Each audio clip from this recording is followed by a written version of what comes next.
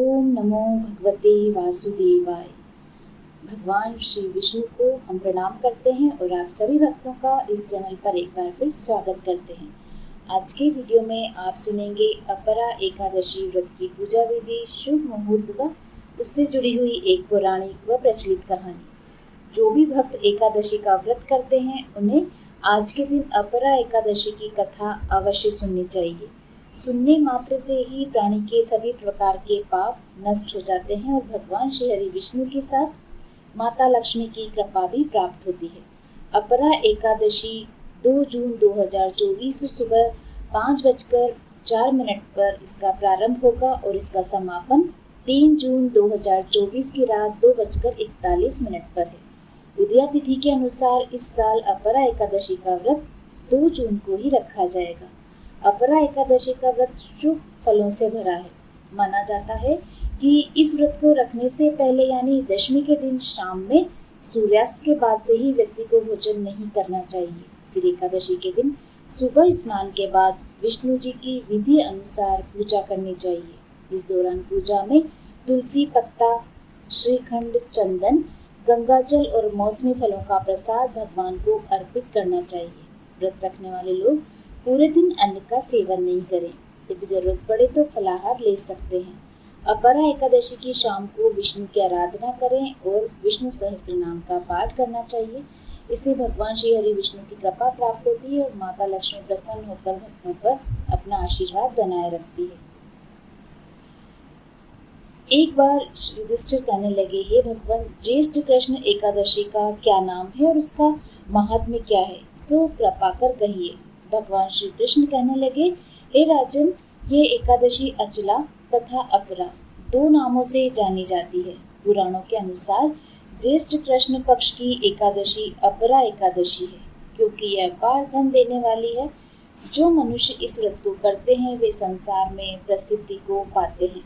इस दिन भगवान त्रिविक्रम की पूजा की जाती है।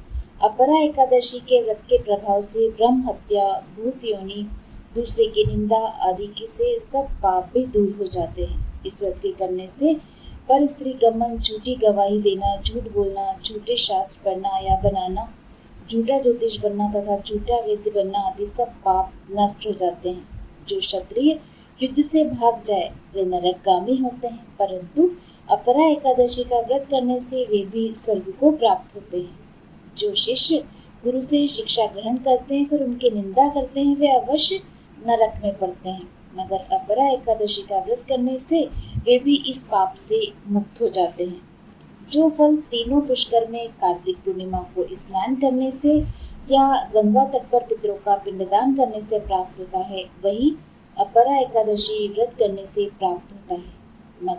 मकर के सूर्य में प्रयागराज के स्नान से, शिवरात्रि का व्रत करने से, सिंह राशि के बृहस्पति में गोमती नदी के स्नान से, कुंभ में केदारनाथ के दर्शन से या बद्रीनाथ के दर्शन, सूर्य ग्रहण में कुरुक्षेत्र के स्नान से, स्वर्ण दान करने से अथवा अर्ध प्रसूता गोदान से जो फल मिलता है वही फल अपरा एकादशी के व्रत से मिलता है।